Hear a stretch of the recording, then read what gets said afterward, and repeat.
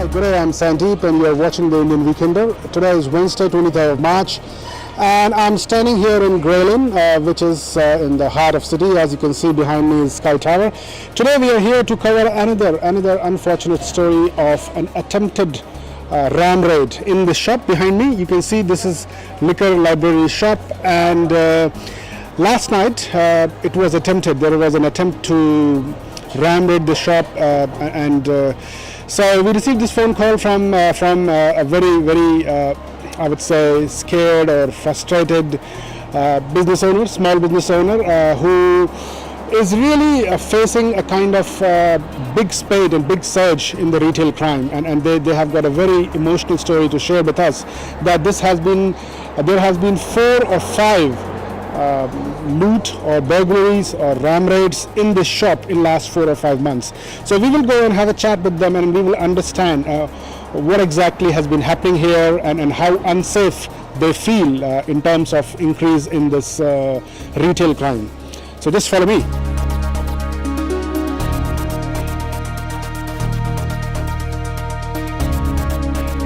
So here we are. I have got KK and Shri, who are owner of this business, small business, with us. Hi guys, how are you today? Yeah, very good.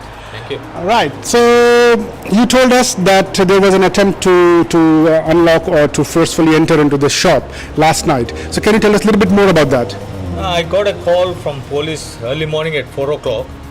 So some couple of guys came and they tried to break in.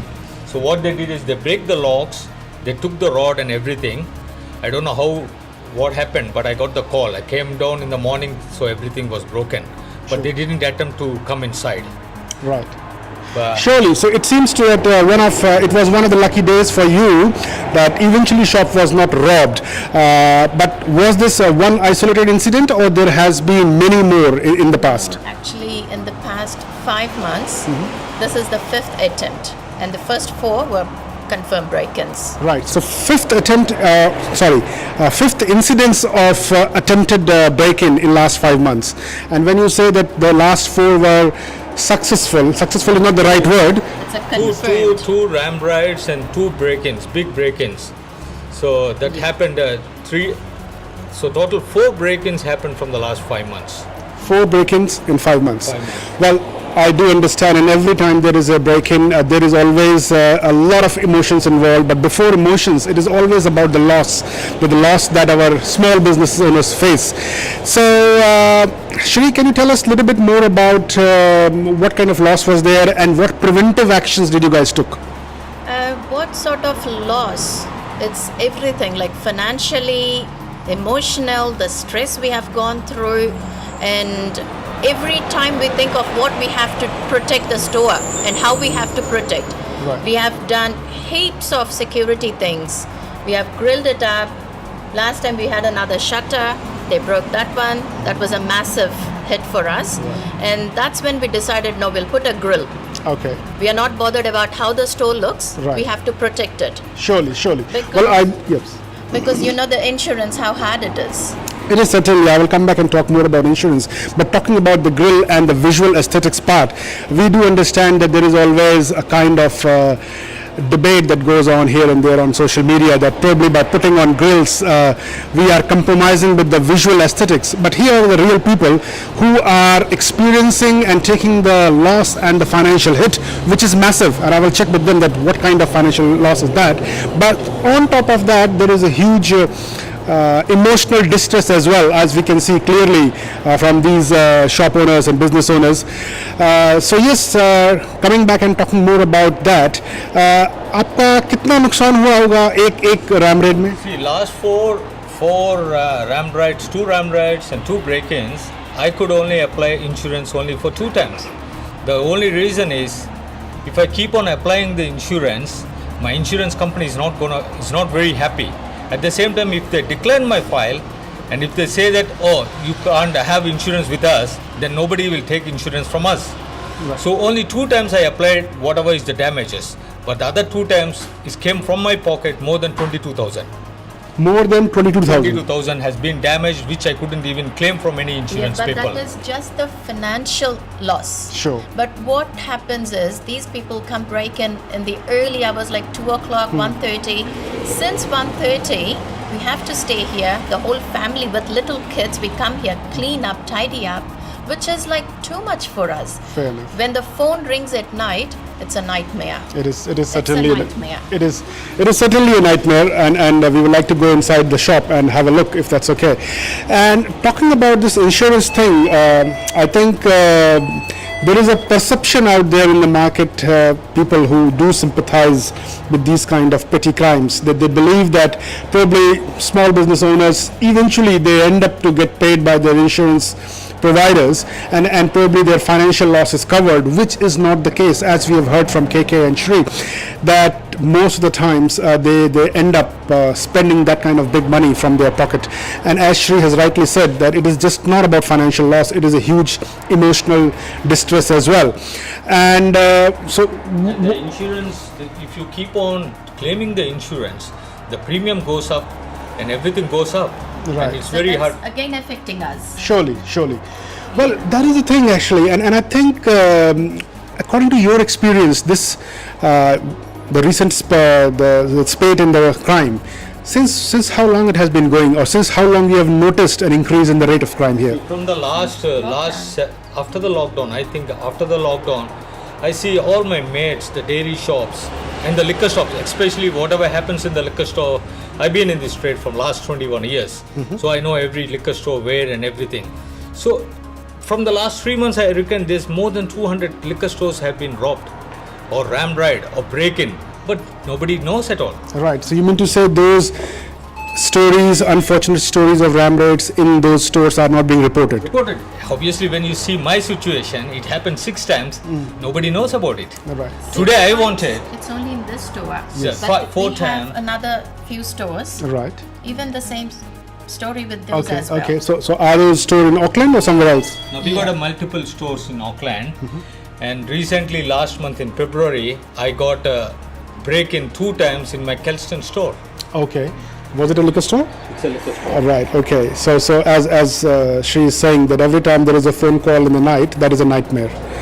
So about that Kelston store, like, was it of the same kind? It happened in twice in 1 week. The same people came, break in twice. First time they took all the cigarettes and everything, and the second time I stopped selling cigarettes. What Okay. to do? They came, they smashed all the bottles, and they just left.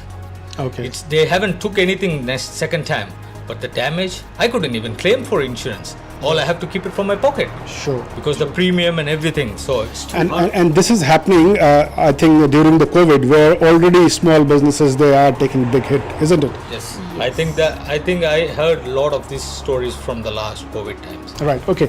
Now coming to the next, what's next? So, what kind of support you guys have been getting from police and from law enforcement agencies? And yes, have you felt being supported? No, see, when I had 4 incidents happen here, nobody has come, nobody has talked to me what support they want. Nothing happened at all.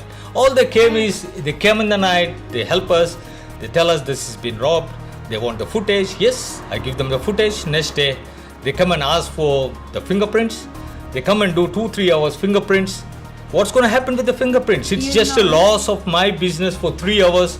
I have to close the business for 3 hours just for doing the fingerprints. Not really fingerprints as well. In the video, the faces are very clear.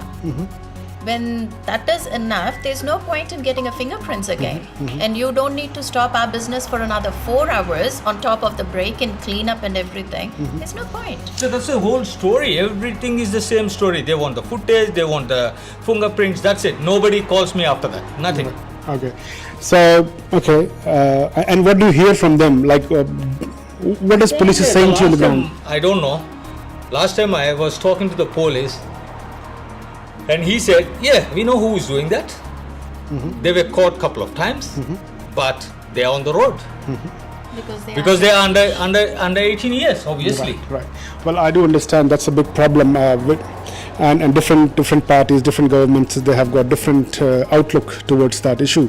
But the thing is that it is the small business owners who are hardworking people like yourself, and who have to suffer. Not only yourself, as Sri has rightly pointed out, it's about your kids as well. Yeah, the family, kids, and also the duty managers who suffer a lot because the morning they come and they do the cleanup as well. Right. So it's okay. like, Okay.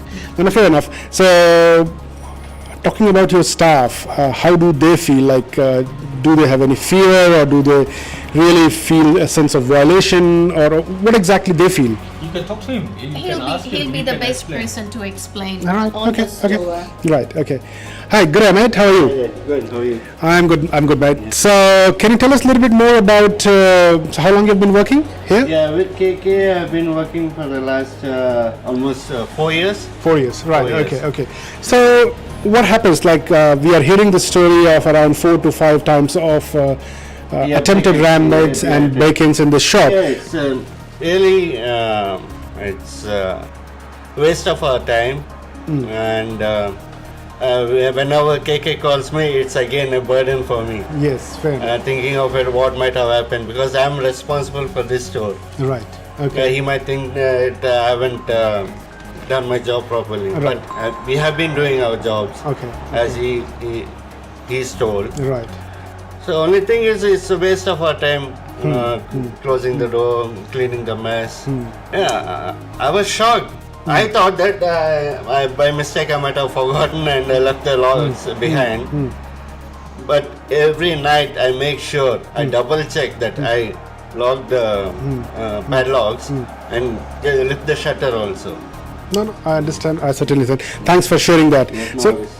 so KK, like this shop is located here in Grey Lane, Ponsonby area, which is considered to be an affluential area, and it is a perception out there that probably these shops here at the heart of Auckland City are not experiencing the kind of spurge and climb that we are seeing in the South Auckland or other areas. So, hearing your story, it doesn't seem like that.